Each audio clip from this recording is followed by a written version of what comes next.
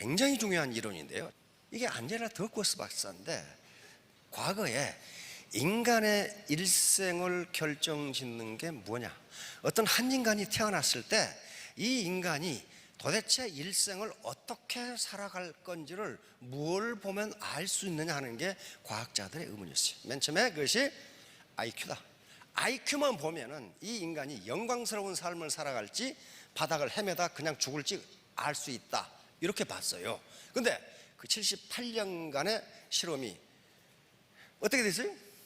IQ는 인간의 일생을 설명하는데 아무 관계도 없다, 그 결론을 내렸어요. 자, 그러니까 이제 후속 학자들이 그러면 도대체 인간의 사회적 성공을 뭘 보면 알 수 있을까? 이분이 찾아낸 게 그릇이라는 거예요. 열정과 끈기, 이것이 인간의 일생을 결정한다. 광범위한 10년간의 연구 끝에 모든 부분에 다 적용된다. 여기서 말하는 것은 모든 직업, 모든 일에 공통적으로 작용하는 성공 변수가 뭐냐 하는 거예요. 그게 바로 찾아낸 게 이것이었어요. 그래, 열정과 끈기예요. 열정과 끈기.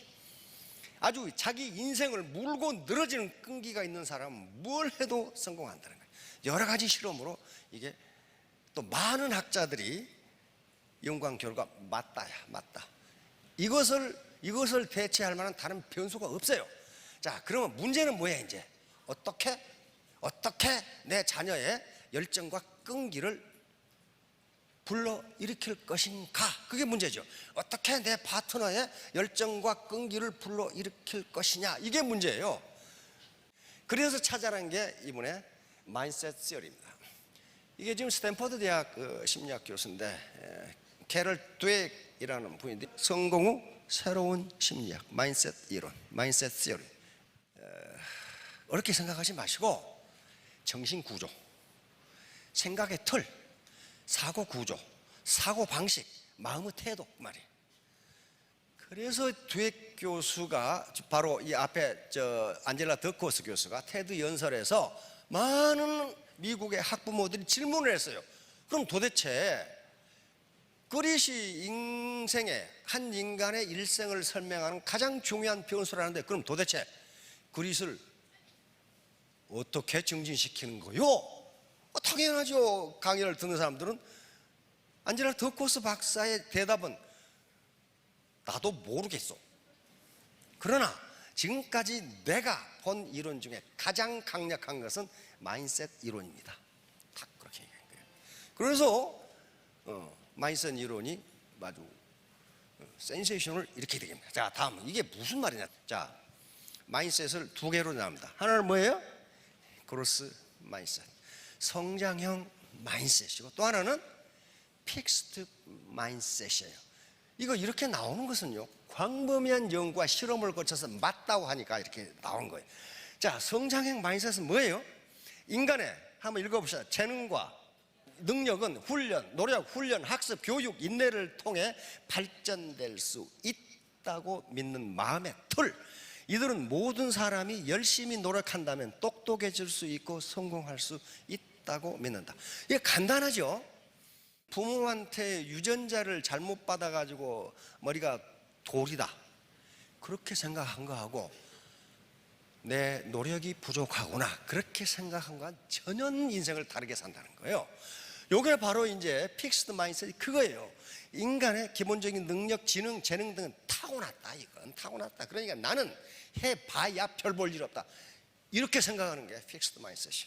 이 두 마인셋을 가지고 이제 실험을 시작합니다. 미국에 가면은 그 브로드웨이 저 끄트머리에 그 흑인들이 모여 사는 할렘이라는 데 있죠. 할렘. 그 다음에 저쪽에 외곽에 브롱스, 이런 데가 있어요. 그리고 애터미 그 지사가 있는 시애틀에 가면 인디안 보호구역이 있어요. 인디안 보호구역. 시애틀이라는 말도 인디안 추장의 이름입니다. 위대한 추장의 이름이 시애틀이에요. 자, 그런데 뉴욕 할렘의 한 유치원, 이 교수들이 가서 실험을 하는 거예요. 이 유치원, 할렘 그 유치원이 어때요?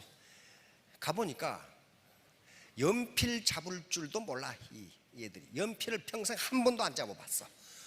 왜? 부모들이 전부 건달들인데 언제 연필을 잡아봐요? 그런데 이 교수팀이 가서 바로 마인셋을 성장형 마인셋으로 바꿨습니다. 거의 1년 걸렸어요. 1년. 다시 말하면 너희들은 열심히 하면은 머리가 좋아지고 똑똑해지고 사회적으로 성공할 수 있다는 걸 계속 가르쳐 준 거예요. 그랬더니 어떻게 됐어요? 1년 만에 전국 성취도 시험에서 미국에서 상위 5%면 굉장한 겁니다. 이렇게 됐어요. 근데 요 뉴 사우스 브롱스 여기는 더 했어요. 4학년 학생들을 대상으로 그렇게 마인셋을 바꿔줬더니 어떻게 됐어요? 수학시험에서 1등을 해버렸어요. 근데 더 아주 희한한 것은 시애틀에서 일어났어요. 이 인디안 보호구역은요, 미국에서 캐나다하고 미국은 인디안들을 보호한다는 의미로 평생 아무것도 안 해도 먹고 살 수 있도록 지원을 해줍니다. 아무것도 안 해도. 그리고 카지노 이런 것은 전부 인디안만 하도록 돼 있어요. 카지노 뭐 이런 거. 그러니까 어때요? 아무것도 안 해도 먹고 사니까 밥만 먹고 살면 될 텐데 마약을 먹고 살아가지고 이게 지금 문제가 심각하단 말이에요. 이게. 그러니까 학력이 엉망진창이에요. 그 인디안 보호구역이. 그런데 시애틀에 가면은 마이크로소프트 본사가 있어요. 빌 게이츠. 천재들이 모여 있는데요. 마이크로소프트. 아마존 본사도 시애틀에 있고 보잉 본사도 시애틀에 있고 시애틀에가 뭐가 많아. 근데 요 인디안 보호구역 애들이 마이크로소프트 자녀들을 뛰어넘었어요. 수학시험이. 이렇게 큰 유력을 발휘한 거야. 근데 여러 군데 실험의 결과 마인셋만 바꾸는 것으로도 그 인간의 일생을 아주 영광스럽게 만든다는 걸 알아냈어요. 자, 이제 문제는 이거예요. 이게 아무것도 아닌데요, 굉장히 중요합니다. 이게 인간의 일생을 결정한다는 게 여러 연구와 실험에서 증명됐어요. 뭐냐면은 재능 칭찬을 하면은 그 인간의 일생은 망가진다는 겁니다. 뭘 해야 돼? 과정 칭찬이야. 너 열심히 했네? 너 수고했구나. 그 과정, 그 결과를 칭찬하는 게 아니고 너 굉장히 열심히 했네? 조금 더 열심히 하면 더 좋은 성과가 나올 것 같은데? 이게 과정 칭찬이에요. 재능 칭찬을 하면 어떻게 되는가 하는 실험이 계속됩니다. 예를 들면 지금 신사분한테 보니까 천재 같으신데요? 이렇게 되면 계속 얘기해주면 이분은 어때요?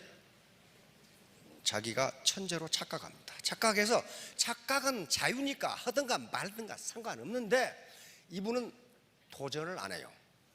절대로 안 해요. 왜냐하면 도전했다 실패하면 천재인 줄 알았더니 바보네? 이 말을 듣기 싫어서 안 하는 거예요. 안 해요. 그래서 얘들한테 너는 머리가 좋아 그러면 얘는 반드시 자기가 할 수 있는 일만 한다는 거예요. 자기가 도전해서 실수하는 일은 절대로 안 해요. 왜? 머리 좋은 줄 알았더니 바보네. 그 말 듣기 싫어가지고. 과정 칭찬을 해주면은 계속 열심히 한다는 거예요. 지금 어떤 문제가 발생하냐면요, 뉴욕 초등학교에서 실험을 합니다. 이 학생들에게 아주 쉬운 수학 문제를 줬어요. 그 누구나 다 푸는데 쉬운 수학 문제. 근데 절반의 학생들에게는 쉬운 거 다 풀었을 거 아니에요.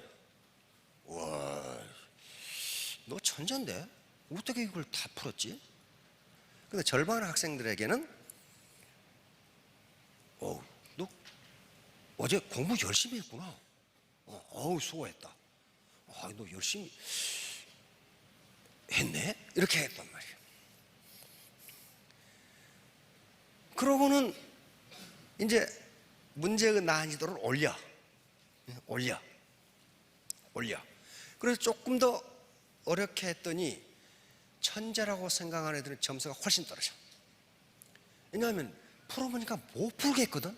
그러니까 포기하고, 그래서 설문을 했어요. 요 과정 칭찬을 해준 애들은 못 풀면 내가 공부를 더해서 풀겠다. 그런데 재능 칭찬을 해준 애들은 내가 컨닝을 해서라도 답을 맞추겠다. 이렇게 나왔어요. 왜? 자기가 바보라는 소리를 듣기가 싫어. 듣기가 싫은 거예요.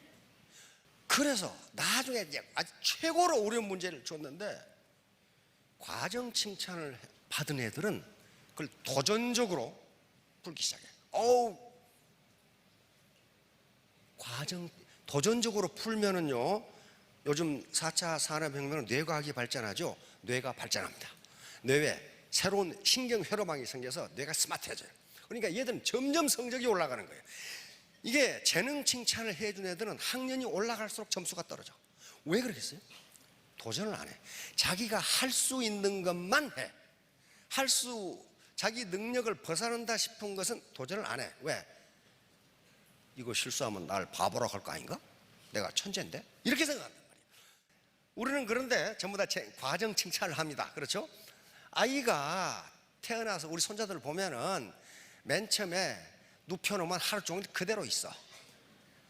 그러다가 어느 순간에 뒤집기 시작해.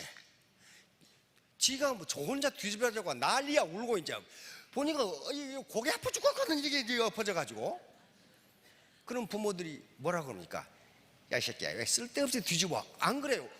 와, 뒤집었구나. 그러고 막 좋아서 난리야. 그러다가 이제 기기 시작해. 그러면 또 할머니, 할아버지, 부모들 그냥 긴다고 말이야. 꼭 자기 손자만 기는 것처럼 그냥 난리를 쳐. 난리를 쳐요. 그러다가 이제 겨우 이렇게 하다가 일어서면 그때는 집안이 뒤집어져. 일어섰다고 말이야. 다른 놈들은 다 누워있는데 지 아들만 일어선 것처럼 난리를 쳐. 난리를. 그러나 거기서 온갖 가정을 다 해. 다른 애들은 말이야, 10개월 돼야 일어서는데 이놈은 8개월 만에 일어서가지고 말이야, 엄청나게 똑똑한 놈이라고 이제 막 듣기 난리를 쳐. 그러다가 걷기 시작해.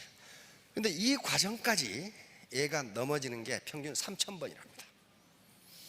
3,000번을 넘어지고 여기까지 온 거예요. 그래서 유명한 사회 현자들이 그럽니다. 당신은 이미 3,000번 넘어졌다 일어났는데 한 번 넘어진 것 가지고 뭘 그렇게 좌절을 하느냐. 그런 말을 하는 게 바로 3,000번 일어나서 겨우 걸은 거야. 지금 그 과정 칭찬을 계속 해줘야 돼요. 자, 이게 실험적으로 나와 있는 책이 이 책입니다. 혹시 실수해가지고 보신 분? 칭찬은 고래도 춤추게 한다. 그 말은 많이 들어봤죠? 자, 이게 뭐냐면은, 이게 켄 브랜차드라는 분이 있는데요. 이분은 대단한 학자이면서 베스트셀러 작가입니다. 학자예요. 굉장한 경영학 이론을 만들어낸 리더십에 대한 그런 학자입니다. 그런데 휴가를 받아가지고 자기 친구가 그 범고래 쇼를 하는 데가 있으니까 자네 한번 가보게 그랬단 말이에요. 그런데 이 학자가 전혀 마음이 내키질 않아. 범고래가 쇼한다는 게 그리 말이 되냐? 그 말의 쇼지. 왜냐하면 범고래가 영어로 킬러 웨일이거든요. 킬러 웨일. 영어로 이름이 무시무시하죠. 킬러 웨일. 그러니까 바다에서 가장 먹이사슬의 상위에 있는 게 범고래예요. 가장 포악하고. 근데 왜 이게 상위에 있느냐? 사냥을 혼자 안 해. 그 떼거리가 사냥을 해. 그러니까 어떤 놈도 견뎌낼 수가 없어. 그렇게 상위 포식자예요. 그러면 야, 어떻게 범고래가 쇼를 한다는 말이냐? 그래서 그러나 휴가니까 가족하고 같이 캘리포니아에 그 해양박물관을 간 거예요. 갔는데 이분이 범고래가 이렇게 하는 걸 보고, 역시 학자니까 영감을 얻은 거예요. 먹이사슬의 최상위에 있는 저 사나운 범고래를 저렇게 훈련시킬 수 있다면 어떤 인간도 훈련시킬 수